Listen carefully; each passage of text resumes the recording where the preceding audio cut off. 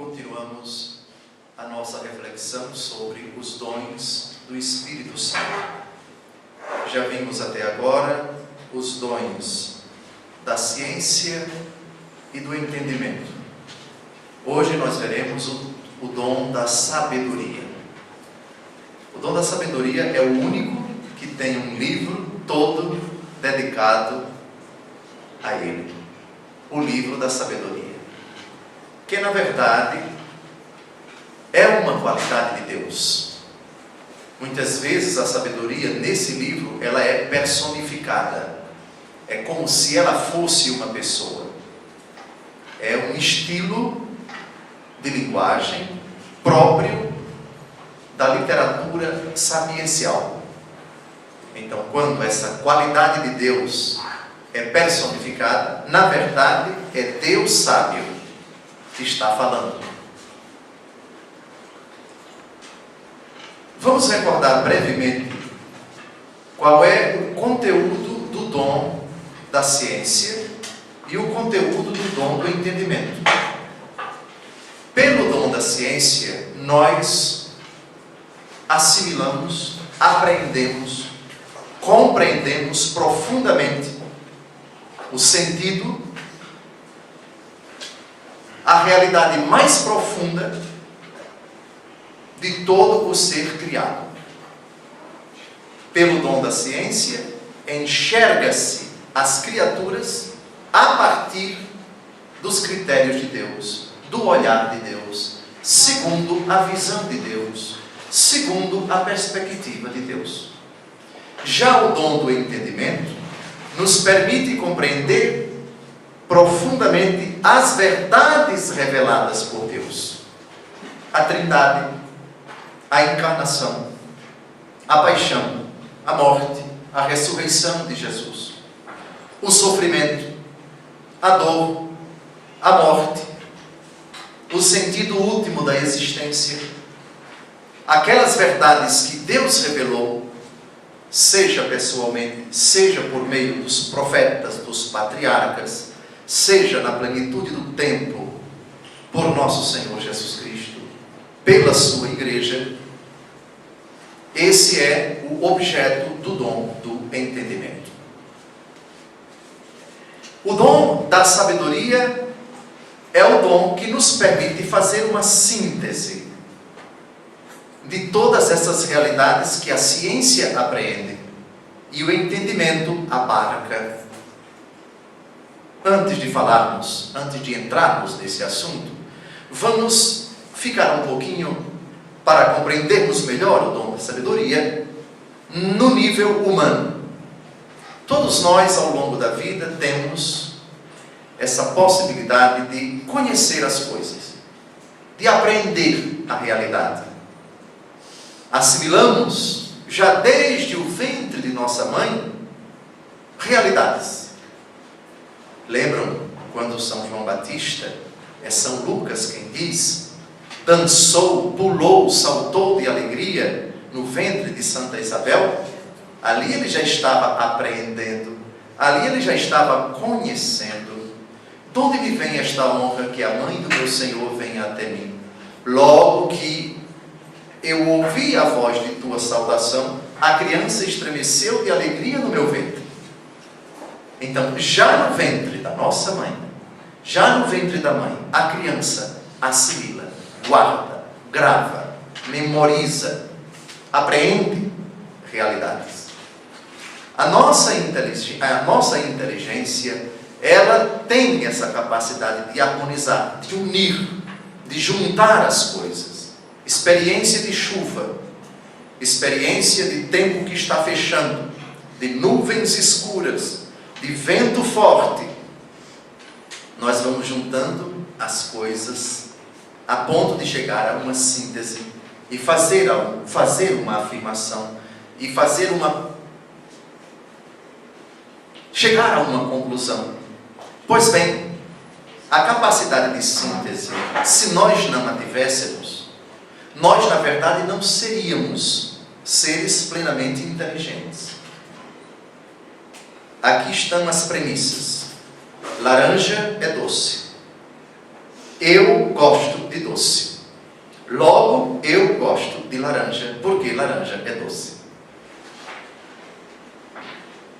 gosto de laranja porque laranja é doce é a conclusão. Conclusão em cima de duas premissas. Eu gosto de doce e laranja é doce. A síntese de tudo isso, que me leva a gostar da laranja, é esta.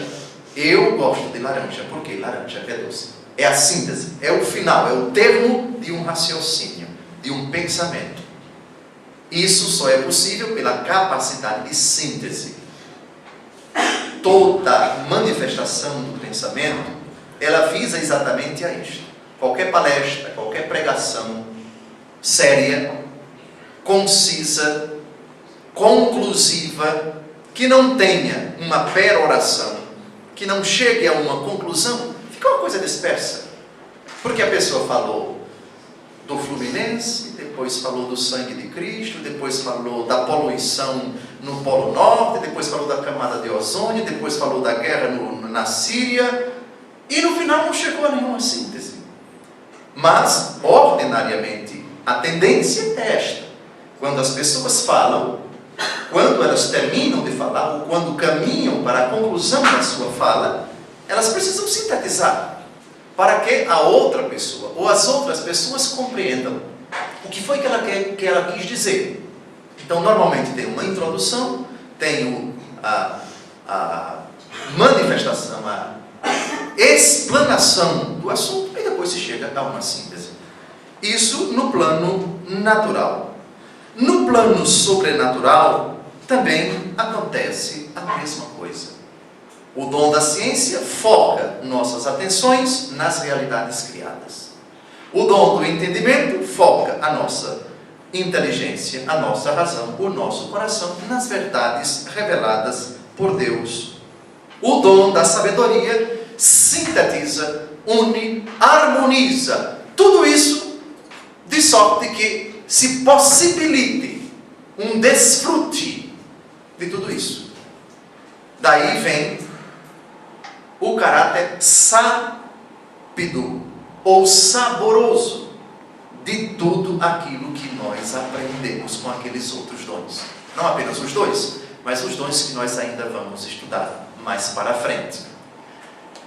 Alguns literatos dizem que a etimologia da palavra sabedoria vem de sapor, sapores, sabor. Pelo dom da sabedoria, a síntese harmônica que eu faço de toda a minha experiência no Espírito Santo me possibilita um deleite, um prazer no sentido mais radical do termo. Pelo dom da sabedoria, eu me comprazo, eu me deleito, eu sinto êxtase. Todas essas palavras, infelizmente, num contexto pejorativo de maldade, de pecado, elas têm um sentido mau. Mas o sentido puro, o sentido autêntico, o sentido primeiro, o sentido original dessas palavras, prazer, êxtase, gozo, clímax da felicidade, enfim, tudo isso se encaixa perfeitamente no dom da sabedoria. É aquela intimidade prazerosa, delectiva, deleitosa, feliz, que provoca o que São Paulo diz na carta aos Romanos, capítulo 8. O gemido, o Espírito Santo opera em nós, age em nós, com gemidos inefáveis, com gemidos inexprimíveis. Ainda no âmbito puramente humano, vamos dar um outro exemplo para deixar o dom da sabedoria mais claro, mais explicado, mais mastigado. Peguemos a laranja. Nós podemos conhecer muita coisa da laranja pelos tratados de botânica. Seja consultando um botânico, seja consultando livros, a gente vai saber qual é a espécie, qual é o gênero daquele vegetal, rico em vitamina C, suas propriedades bromatológicas são essas e essas. Tomada a laranja tantas vezes por dia ou com uma determinada quantidade, ajuda o organismo a se fortalecer, vitamina C e assim por diante. Podemos também, além da leitura e além da consulta aos botânicos, aos conhecedores, aos agrônomos, enfim, podemos perguntar às pessoas que chupam laranja, que tomam laranja, que costumeiramente estão sempre ingerindo vitamina C tirada da banana, da laranja. Muito bem. Mas qual é a melhor? Qual é a mais prazerosa? Qual é a mais autêntica? Qual é a mais segura forma de se dizer para todo mundo que a laranja tem tudo aquilo, que a laranja é rica naqueles nutrientes, é importante para o nosso organismo? A melhor forma é a experiência que eu tenho de chupar a laranja. Pois bem, o estudo da laranja, a consulta às pessoas que conhecem a laranja, que investigam esse gênero cítrico, essa planta, a consulta que se faz àqueles que tomam vitamina C da laranja, enfim, tudo isso nos dá conhecimentos esparsos, isolados da laranja. A síntese, que é fruto da decisão de eu mesmo fazer uma experiência da laranja, prévia consulta, prévio conhecimento, obtido em diversos lugares, com diversas pessoas, de diversas formas, a melhor maneira, a melhor experiência, a mais profunda é esta: eu chupei a laranja. O dom da sabedoria é mais ou menos assim. O sábio apreende pela ciência tudo o que está ao seu redor. Os céus narram a glória de Deus. O firmamento anuncia a obra de suas mãos, diz o Salmo 18, que de certa forma sintetiza todo o universo. Mas nós podemos falar em cada criatura em particular: que beleza o sol, que maravilha a lua, que coisa bela o ar, a terra, as plantas, o parque da cidade, as crianças, enfim.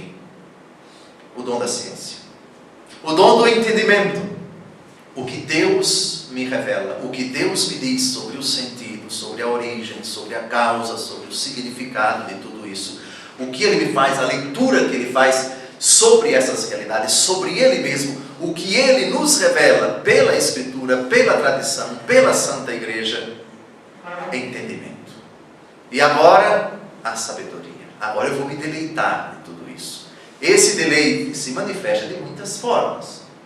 Oração deleitosa, oração prazerosa, uma oração na qual todas essas realidades que supõem essa disposição do coração de se colocar diante de Deus para desfrutar dele. A razão é Ele, o sentido é Ele.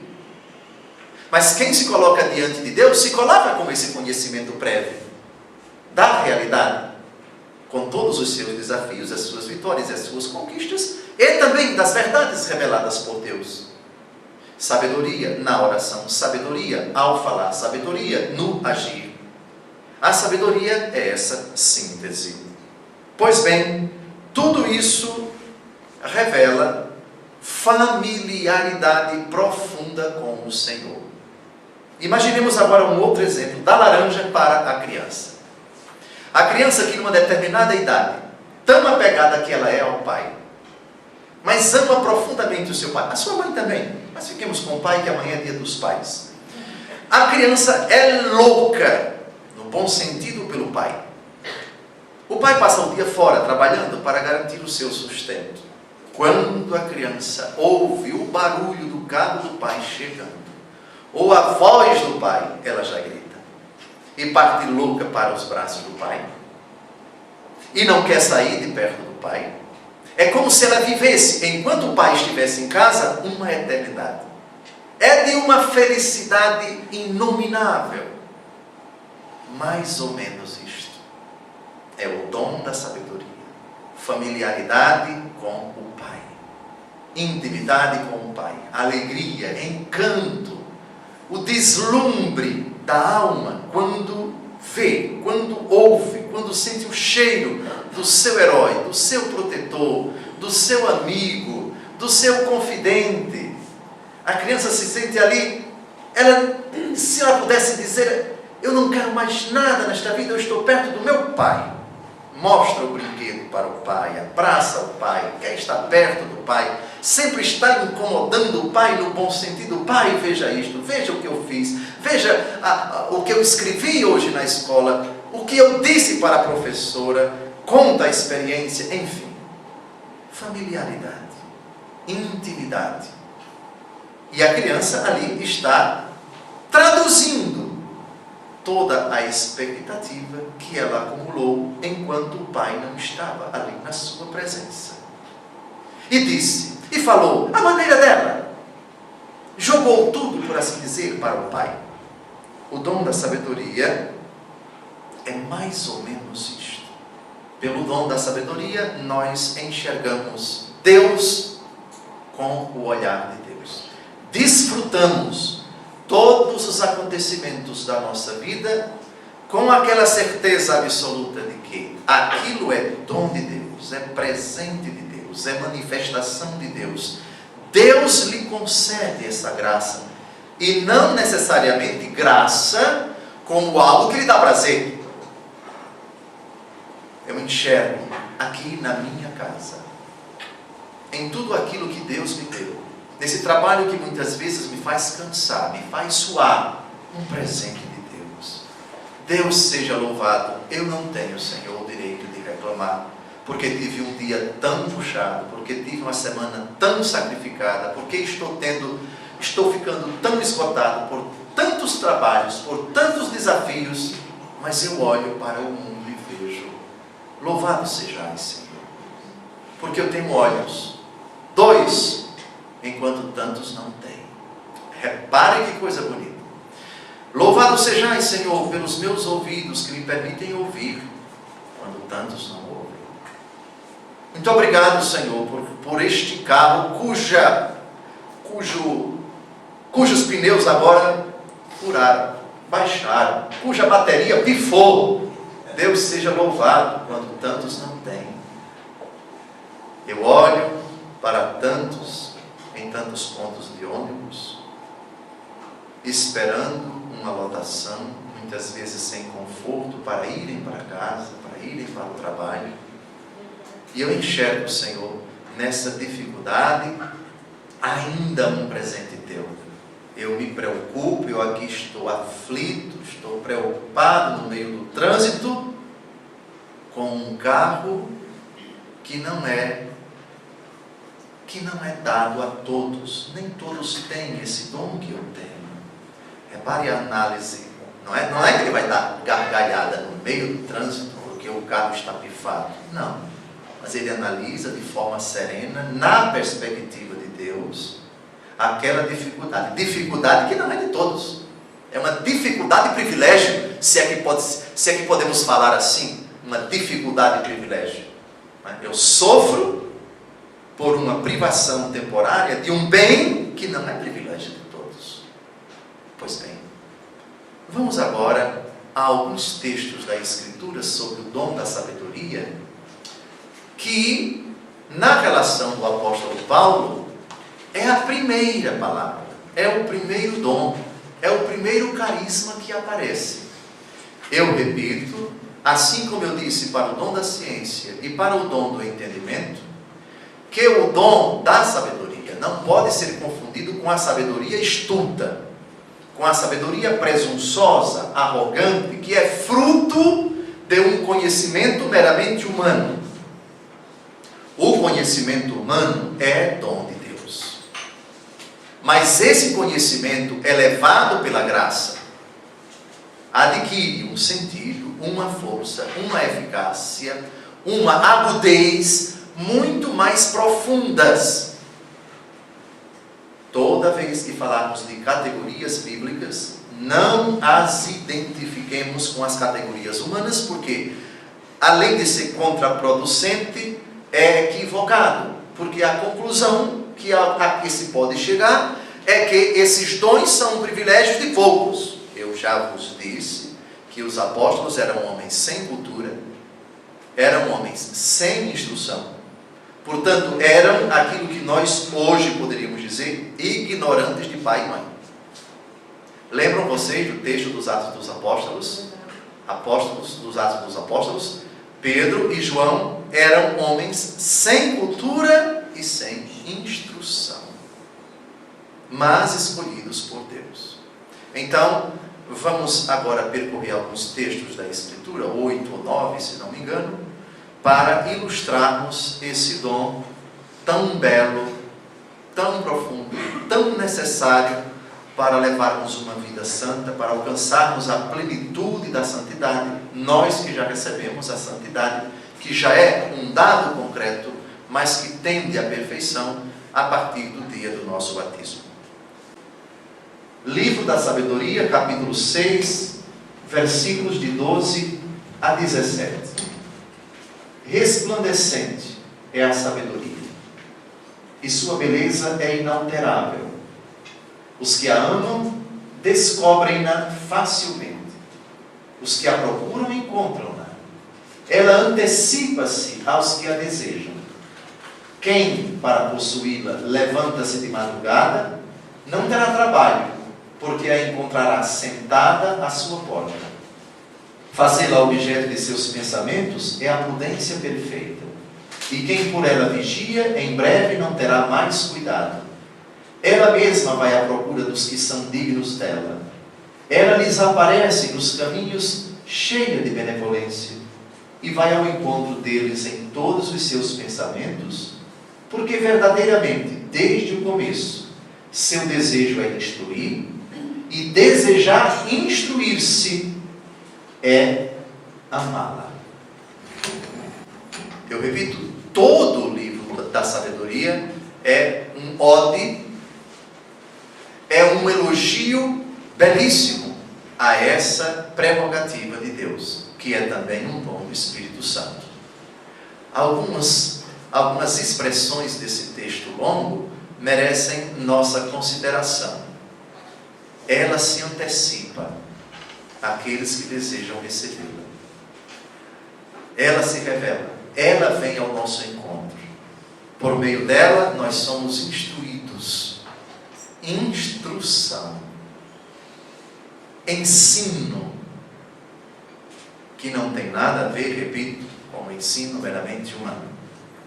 Jesus, que é a nossa sabedoria, preocupava-se durante os 3 anos de sua vida pública em instruir. Dava a sabedoria, concedia abundantemente a sabedoria aos seus ouvintes, aos apóstolos, aos discípulos, a todo o povo. Próximo texto. Mateus capítulo 13, versículo 54. Jesus foi para a sua cidade e ensinava na sinagoga, de modo que todos diziam admirados: de onde lhe vem esta sabedoria e esta força miraculosa? Jesus é o sábio por excelência. Nada daquilo que ele possuía, ele deixou de nos revelar e de nos conceder.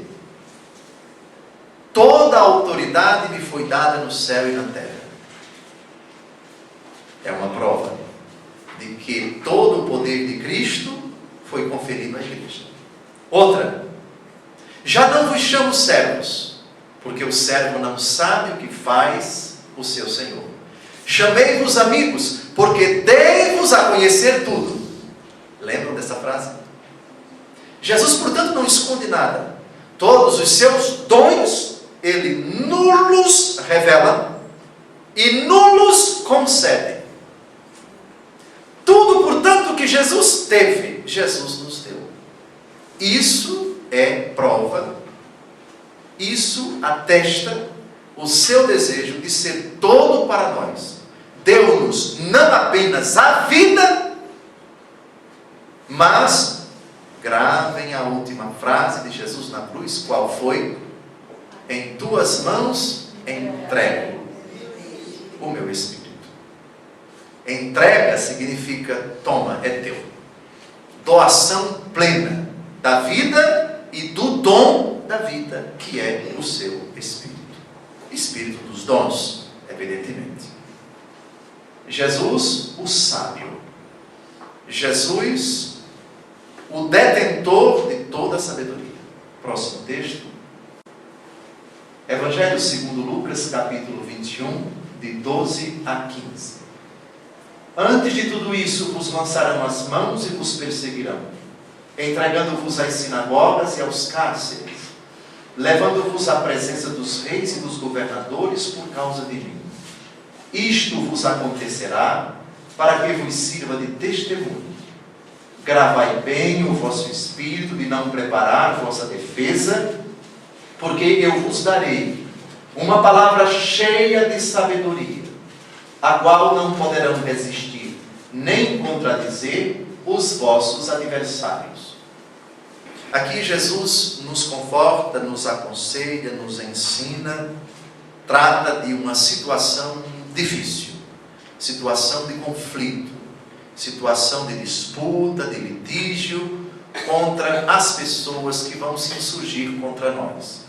Jesus nos tranquiliza, pede-nos que não preparemos a nossa defesa, porque um presente será dado, um auxílio será concedido. Palavra de sabedoria, a qual não poderão resistir nem contradizer os vossos adversários. Mas não, José, Jesus disse palavras de sabedoria a Pôncio Pilatos, a Herodes, e eles resistiram. E eles sentenciaram Jesus à morte pela força bruta. Pela força bruta. Os apóstolos foram perseguidos, bateram nos apóstolos, eles resistiram. Os opositores dos apóstolos, da igreja de Jesus, resistiram. Preste atenção no texto. A qual não poderão resistir, nem contradizer vossos adversários. Existe uma resistência que é legítima ao nosso pensamento. Quando as pessoas objetam, quando as pessoas apresentam razões contrárias. Quando os nossos argumentos não são firmes, quando as nossas premissas não são seguras, quem discute conosco geralmente acaba vencendo. Mas, quando nossos argumentos são ponderados, são justos, são inspirados, são indestrutíveis, são inexoráveis, ninguém consegue contradizer-nos, ninguém consegue derrubar a nossa linha de pensamento. Vocês já repararam? Quando as pessoas perdem a razão, ou quando não há nenhuma justificativa, nenhuma razão de ser, para a sua maneira de pensar, de falar e de agir, a reação delas, geralmente, é partir para a baixaria, as palavras de baixo calão, as intimidações, as ameaças, as agressões físicas. O que é uma agressão física? Vamos analisar aqui a briga entre o marido mau e a esposa santa. A esposa descobriu uma certa atitude dele e foi conversar com ele. A atitude dele, ele sabe que não tem justificativa, ele sabe que não consegue convencê-la de que aquilo que ele disse ou aquilo que ele fez é certo. Então ele começa a elevar o tom da voz. Acuado pela verdade dita pela esposa, ele parte para a agressão, parte para a chantagem, parte para a brutalidade, parte para as vias de fato. Não é disso que Jesus está falando. Jesus está falando da resistência e da contradição que não existe da parte dos adversários, porque não há como derrubar um argumento justo, um argumento verdadeiro. Quando você está na verdade, na justiça, quando você de fato não tem nada a ser repreendido pelos outros, você está coberto de razão, de autoridade, você está no seu lugar. O adversário não consegue tocar em você, não consegue censurar o seu raciocínio, a sua palavra, a sua ponderação, a sua consideração. Isso é mediante a palavra da sabedoria que é dada ao cristão naquele momento. Vejam, resistência bruta, física, moral também, agressões, palavrões, xingamentos, não é disso que Jesus está falando, mas uma resistência nesse nível de sociabilidade, de respeito, de educação, enfim, que deve existir entre pessoas, digamos assim, civilizadas. Próximo texto. 1 Coríntios, capítulo 1, de 22 a 24. Os judeus pedem milagres, os gregos reclamam a sabedoria, mas nós pregamos Cristo crucificado. Escândalo para os judeus, loucura para os pagãos, mas para os eleitos, quer judeus, quer gregos, força de Deus e sabedoria de Deus. No texto anterior, Jesus prometeu uma força do alto, uma sabedoria, capazes de triunfarem por si. A verdade tem uma força, não é a do grito, não é a da impostação da voz, não é a do estardalhaço. A verdade tem uma força própria, a da própria verdade. A verdade, para se impor, não precisa de grito. Ela se impõe com aquela docilidade, aquela serenidade que é própria da verdade. A verdade é a verdade. Doce, serena, simples, mas ao mesmo tempo poderosa. Força de Deus e sabedoria de Deus. Aqui vejam, é Jesus que é chamado força de Deus. É Jesus que é chamado sabedoria de Deus. Quem é a sabedoria de Deus? É Jesus. Sabedoria que nos é dada, que nos foi dada, que poderá ser nos dada a qualquer momento. Por isso, uma oração simples para pedir a sabedoria: Jesus, sábio, dá-me a tua sabedoria. Dá-me este dom. Dá-me, nesta hora difícil, a graça de harmonizar tudo o que até hoje aprendi. Aprendi também, assimilei, memorizei, adquiri pela oração, pelas experiências boas e más. Agora dá-me essa palavra para que eu possa, diante de algo de ti, calar a língua do mal, do perverso, do falso, do injusto, do indigno, do invejoso, do caluniador. Dá-me esta palavra. Próximo texto. 1 Coríntios 2, de 6 a 8. O que pregamos entre os perfeitos é uma sabedoria, porém não a sabedoria deste mundo, nem a dos grandes deste mundo, que são, aos olhos daquela, desqualificados. Pregamos a sabedoria de Deus, misteriosa e secreta, que Deus predeterminou antes de existir o tempo para a nossa glória. Sabedoria que nenhuma autoridade deste mundo conheceu, pois se a houvessem conhecido, não teriam crucificado o Senhor da glória. Sabedoria entre os perfeitos. Volto a dizer que perfeitos aqui não é uma casta intelectual selecionada por Jesus. O perfeito aqui é aquele que tem o Espírito Santo. Só que essa perfeição, porque enquanto peregrinamos nesta vida, sujeitos ao pecado, às tendências desregradas, às inclinações, às tentações, é uma perfeição que tende sempre mais ao aperfeiçoamento. Filipenses capítulo 1, versículo 6 diz: aquele que iniciou em vós esta obra excelente, vai levá-la à perfeição. Os perfeitos, então, são todos os batizados. E essa sabedoria, que não é a deste mundo, é a sabedoria do alto. Portanto, indefinível, indecifrável, misteriosa, que reflete na nossa vida a mesma sabedoria do sábio Jesus. Diante da tentação, se eu ajo como Jesus agiu, eu revelo a sabedoria ao enfrentar a tentação. Se eu, no relacionamento difícil, conflituoso, conflitivo com A ou com B, eu atuo, eu ajo de forma semelhante a Jesus diante dos escribas, dos fariseus, dos doutores da lei, de Anás, de Caifás, eu revelo a sabedoria de Jesus na minha conduta, naquele momento, naquela dificuldade. Eu, para isso, sugeriria a vocês o seguinte: quando a dificuldade bater a porta de vocês, façam essa primeira pergunta: Jesus no meu lugar faria o quê? Se vocês repararem, em todas as situações difíceis da vida de vocês, em todos os desafios que vocês enfrentaram ou estão enfrentando, ou vão enfrentar, se vocês repararem bem, nosso Senhor Jesus Cristo enfrentou situação semelhante. Eu diria, em um grau muito mais agudo, muito mais difícil, muito mais desafiador.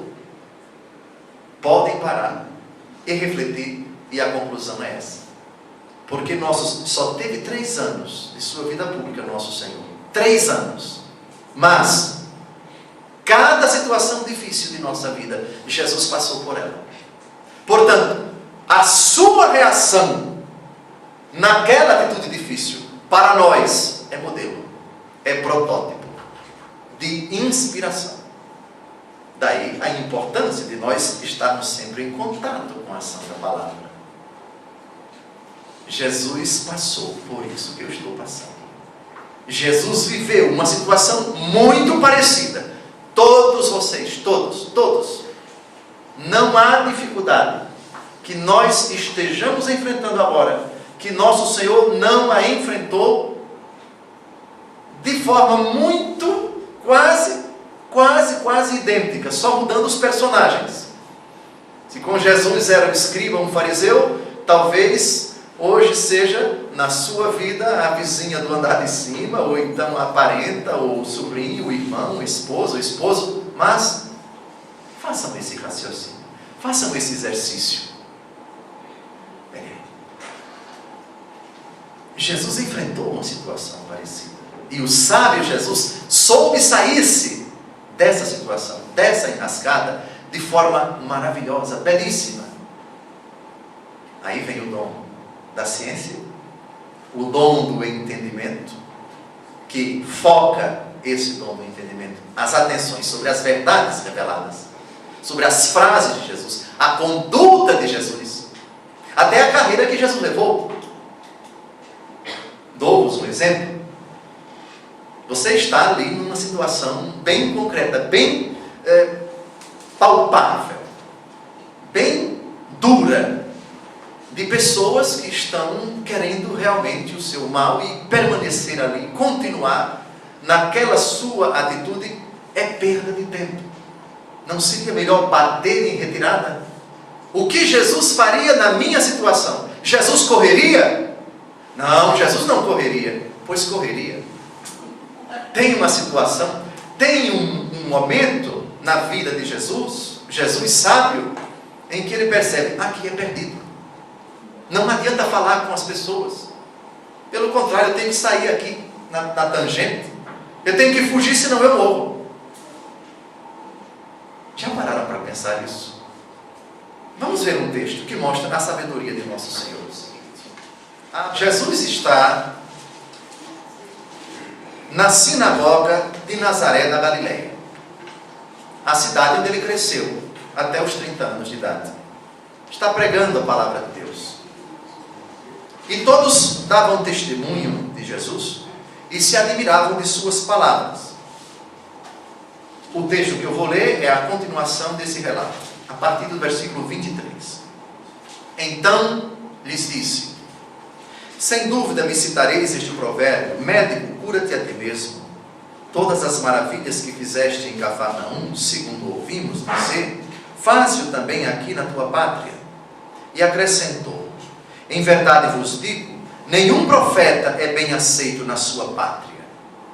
Em verdade vos digo, muitas viúvas havia em Israel no tempo de Elias, quando se fechou o céu por 3 anos e meio, e houve grande fome por toda a terra. Mas a nenhuma delas foi mandado Elias, senão a uma viúva em Sarepta, na Sidônia.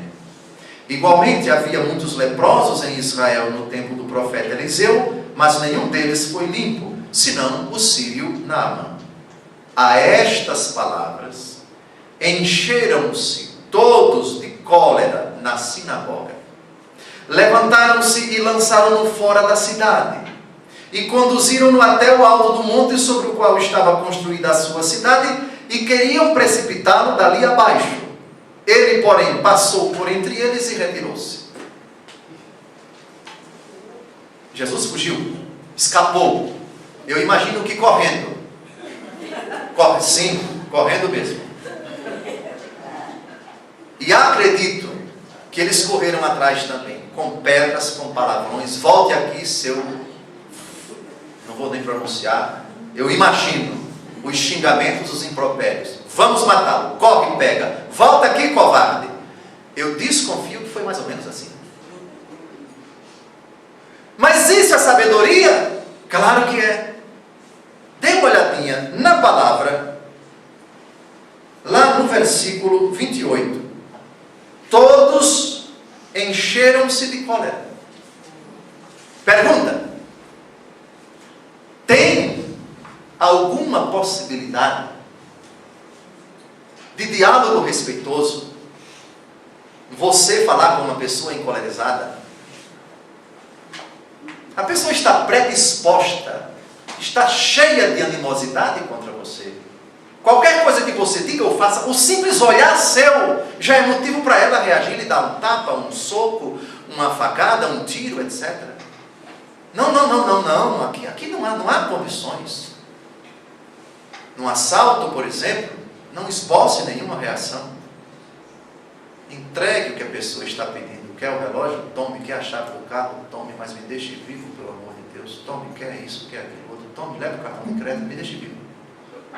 Dentro de casa, o marido encolerizado, ou a esposa num ataque de, sei lá, de um faniquito de ciúme, ou alguma coisa assim, enfim, e você está sereno, não adianta.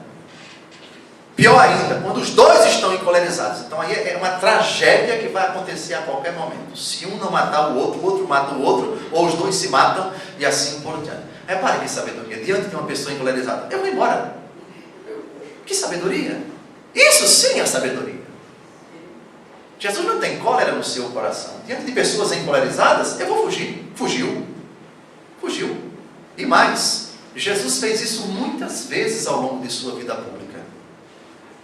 Disse que ele não entrava nas cidades, ele vivia nos campos, porque as cidades já tinham os seus inimigos, os seus desafetos, que já queriam pegá-lo a qualquer custo, de qualquer maneira.